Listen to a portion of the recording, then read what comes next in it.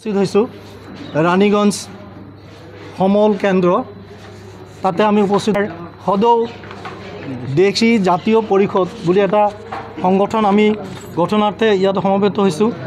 আমার মূল উদ্দেশ্য লক্ষ্য হয়েছে দেশী জনগোষ্ঠীর আমার উদ্দেশ্যৰ লক্ষ্যত উপনীত হোৱাৰ কাৰণে আমি আজি সমবেত হৈছোঁ। ইয়াতে এটা নতুন আমাৰ এটা সংগঠন জন্ম দিছোঁ। এই সংগঠনটো হৈছে সদৌ দেশী জাতীয় পৰিষদ। এইটো আমাৰ কেন্দ্ৰীয় সমিতি গঠন কৰিছোঁ আজি। কিন্তু আমাৰ উদ্দেশ্য লক্ষ্য দেশী জনগোষ্ঠীৰ কল্যাণ হিতাৰ্থে আমি দেখিবলৈ পাইছোঁ কমতাপুৰ, বিশেষভাৱে কমতাপুৰত আমাৰ দেশীসকলৰ যিটো অৱস্থিতি বা তেওঁলোকৰ অৱস্থা, তেওঁলোকৰ যিটো অধিকাৰ, সেই সম্পৰ্কে আমি বহুত শংকিত হৈছোঁ। যেনেকৈ বিটিআৰত দেশীসকল বহুতো গৰীয়াসকল বহুতো শংকিত হৈছিল, কিন্তু বিটিআৰত গৰীয়া আৰু দেশীসকলৰ ভালেখিনি চৰকাৰীভাৱে ভালেখিনি কথা তেওঁলোকে উন্নয়নৰ কাৰণে লৈছে। আৰু কমতাপুৰত দেশীসকলৰ অৱস্থাটো কি হ'ব সেই সম্পৰ্কে কিন্তু আমি ইতিমধ্যে অজ্ঞাত। আৰু দেশীসকলক এই কমতাপুৰত তেওঁলোকৰ যে অৱস্থিতি কি হ'ব বা তেওঁলোকৰ কাৰণে চৰকাৰৰ ওচৰত কোনে কি নিবেদন কৰিব সেই সম্পৰ্কে এতিয়ালৈকে আমাৰ কোনো নেতা আগবাঢ়ি অহা নাই। যিটো কি কয় এইটো সেন্সাস সাৰ্ভেটো আমি বহুত দিনে আমাৰ এটা দাবী আছিল চৰকাৰৰ ওচৰত, সেই সাৰ্ভে আজিলৈকে হোৱা নাই। কিন্তু চৰকাৰীভাৱে আমাক সাৰ্ভে কৰাৰ কাৰণে সময়ে সময়ে চৰকাৰীভাৱে এটা প্ৰচাৰ দিয়া হৈছে।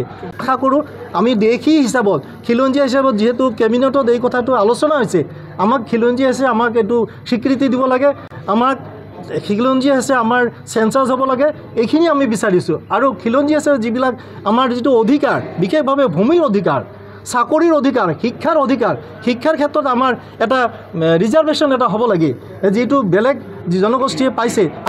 আমাৰ দাবী যে আমাক খিলঞ্জীয়া হিচাপে আমাক স্বীকৃতি দিব লাগে, আমাৰ চেঞ্চাছ কৰিব লাগে, আমাক সংৰক্ষণৰ ব্যৱস্থা কৰিব লাগে, অবিচি হিচাপে অন্যক যেনেকৈ দিছে আমাক অবিচি হিচাপে আমাক স্বীকৃতি দিব লাগে। আমাৰো তেনেকৈ এটা উন্নয়ন পৰিষদ আমাক দিব লাগে। এই দেশী জাতীয় পৰিষদ, সদৌ দেশী জাতীয় পৰিষদ আজি ভৱিষ্যতে তেওঁলোকে যাতে আমাৰ দেশী জনগোষ্ঠীৰ উপস্থিত হৈছোঁ ৰানীগঞ্জ সমল কেন্দ্ৰ তাতে আমি উপস্থিত সদৌ দেশী জাতীয় পৰিষদ বুলি এটা সংগঠন আমি গঠনাৰ্থে ইয়াতে সমবেত হৈছোঁ। আমাৰ মূল উদ্দেশ্য লক্ষ্য হৈছে দেশী জনগোষ্ঠীৰ আমাৰ উদ্দেশ্যৰ লক্ষ্যত উপনীত হোৱাৰ কাৰণে আমি আজি সমবেত হৈছোঁ। ইয়াতে এটা নতুন আমাৰ এটা সংগঠন জন্ম দিছোঁ। এই সংগঠনটো হৈছে সদৌ দেশী জাতীয় পৰিষদ। এইটো আমাৰ কেন্দ্ৰীয় সমিতি গঠন কৰিছোঁ আজি। কিন্তু আমাৰ উদ্দেশ্য লক্ষ্য দেশী জনগোষ্ঠীৰ কল্যাণ হিতাৰ্থে আমি দেখিবলৈ পাইছোঁ কমতাপুৰ, বিশেষভাৱে কমতাপুৰত আমাৰ দেশীসকলৰ যিটো অৱস্থিতি বা তেওঁলোকৰ অৱস্থা, তেওঁলোকৰ যিটো অধিকাৰ, সেই সম্পৰ্কে আমি বহুত শংকিত হৈছোঁ। যেনেকৈ বিটিআৰত দেশীসকল বহুতো গৰীয়াসকল বহুতো শংকিত হৈছিল, কিন্তু বিটিআৰত গৰীয়া আৰু দেশীসকলৰ ভালেখিনি চৰকাৰীভাৱে ভালেখিনি কথা তেওঁলোকে উন্নয়নৰ কাৰণে লৈছে। আৰু কমতাপুৰত দেশীসকলৰ অৱস্থাটো কি হ'ব সেই সম্পৰ্কে কিন্তু আমি ইতিমধ্যে অজ্ঞাত। আৰু দেশীসকলক এই কমতাপুৰত তেওঁলোকৰ যে অৱস্থিতি কি হ'ব বা তেওঁলোকৰ কাৰণে চৰকাৰৰ ওচৰত কোনে কি নিবেদন কৰিব সেই সম্পৰ্কে এতিয়ালৈকে আমাৰ কোনো নেতা আগবাঢ়ি অহা নাই। যিটো কি কয় এইটো সেন্সাস সাৰ্ভেটো আমি বহুত দিনে আমাৰ এটা দাবী আছিল চৰকাৰৰ ওচৰত, সেই সাৰ্ভে আজিলৈকে হোৱা নাই। কিন্তু চৰকাৰীভাৱে আমাক সাৰ্ভে কৰাৰ কাৰণে সময়ে সময়ে চৰকাৰীভাৱে এটা প্ৰচাৰ দিয়া হৈছে।